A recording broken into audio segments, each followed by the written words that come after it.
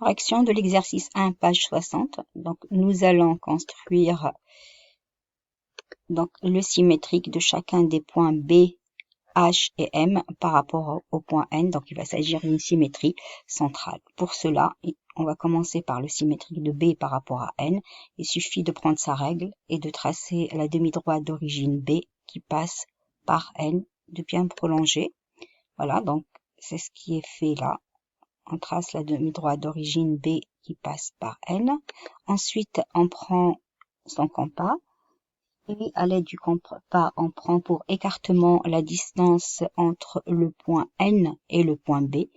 Et cette distance, on va la reporter de l'autre côté et on obtiendra B', le symétrique de B par rapport à N.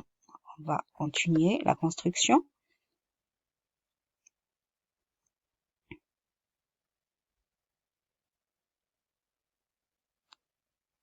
Voilà, et on reporte cet écartement de l'autre côté. On obtient B', le symétrique de B par rapport à N.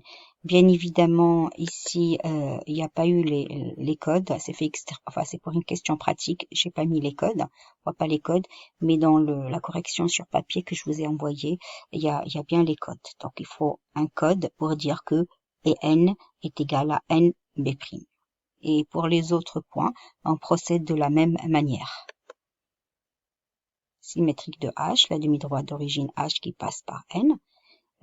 Donc, compas, on prend pour écartement la distance du point N au point H, on reporte de l'autre côté, on obtient H' symétrique de H par rapport à N, et on met les codes pour dire que Hn est égal à NH'.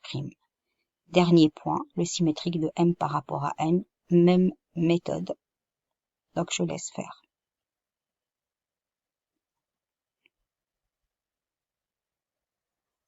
Voilà, on obtient M' symétrique de M par rapport à N.